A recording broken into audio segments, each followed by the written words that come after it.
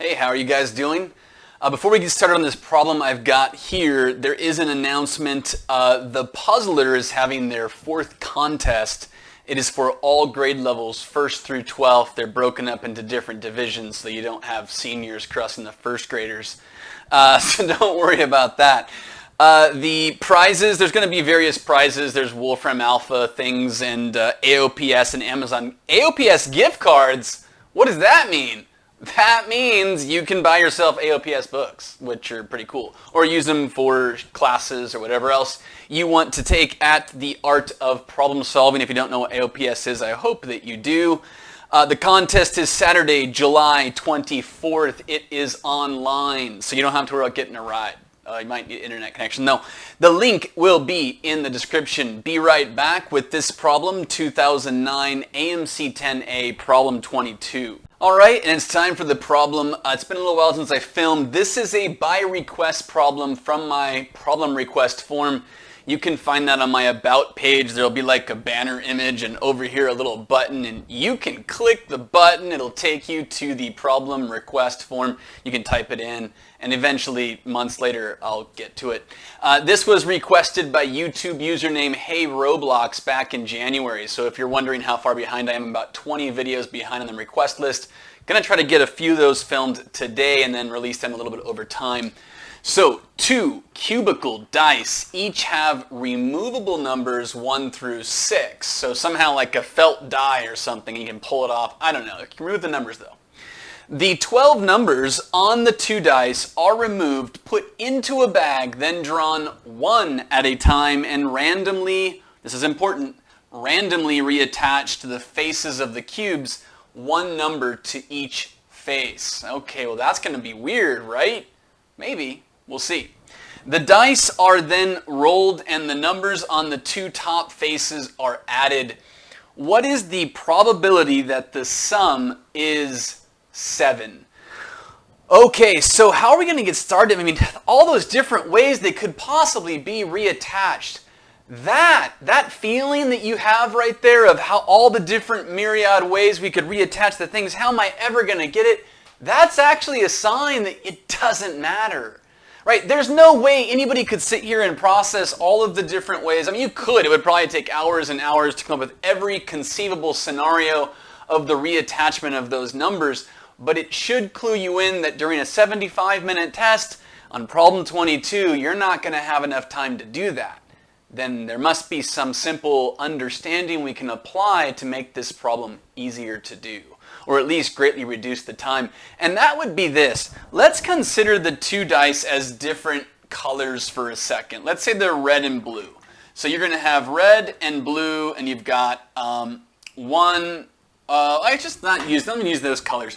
We'll just call it, there's a 1A and a 1B. For the dice 1 and a 1B, and a 2A and a 2B, all the way down to 6A and a 6B. Now, we do not know how they're going to get reattached. And honestly, you're not going to want to think about that. Think about this. For every scenario where, say, 2 1s are on one die, all of the dice will have that exact same scenario. Or all of the scenarios will have that exact same amount of times it could occur. So all of the ways that I could have both 1s on one die, every other number, 2, 3, 4, 5, and 6, will have the same number of ways where both of them are on one die. In other words, when we reattach these, it's going to be symmetric outcomes. In fact, once we put all of these numbers in the bag, the process of taking them and randomly reattaching them and rolling the dice, what is that really doing? It's really just randomly taking out of the bag and drawing them and putting them face up. There's no way that 1A has any increased or decreased chance of being drawn than 6B, for instance.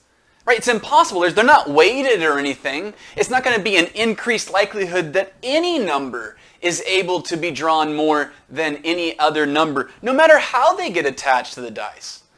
So if it's more likely under one scenario that 1 is not come up, 1A or 1B, there's also another scenario where it's twice as likely to happen.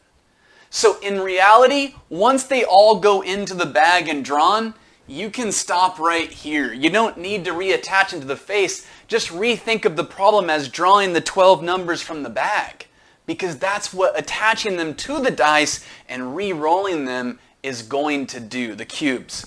All right, so the dice are then rolled. Probability that the sum is 7.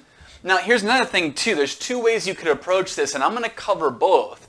The first one is one I prefer, and I did learn it, this kind of a thinking, from Intro to Counting and Probability from the Art of Problem Solving. It is an amazing book. I'm going to link it in the description.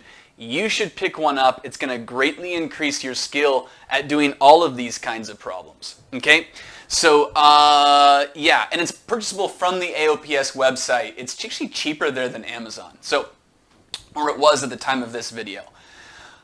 So let's just do it this way. The fast way would be this. Let's say that you get any random number. You pick, 2A, sure. Okay, so you pick 2A, right. You didn't really, okay, anyways. All right, so 2A. If you have 2A, right, is your first draw, you draw it out of the bag, 2A, what number do you need to get a sum of 7?